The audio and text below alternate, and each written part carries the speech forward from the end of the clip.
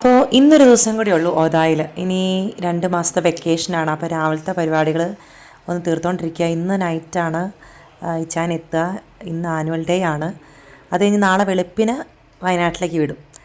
അപ്പം ഇച്ചാൻ വരുന്നതുകൊണ്ടാണ് കുറച്ച് വിഭവങ്ങളേറെ. അല്ലെങ്കിൽ ഒരു തോരനും ഒരു കറി അത്രയേ ഉള്ളൂ കേട്ടോ. അപ്പോൾ രാവിലെ കേത്ത് ഉറക്കത്തിലാണ്, റൂത്തുമുത്ത് ഉറക്കത്തിലാണ്. മമ്മീനെ കേത്തിനടുത്താക്കി ജസ്റ്റ് സ്റ്റാർട്ട് ചെയ്തിരിക്കുകയാണ്.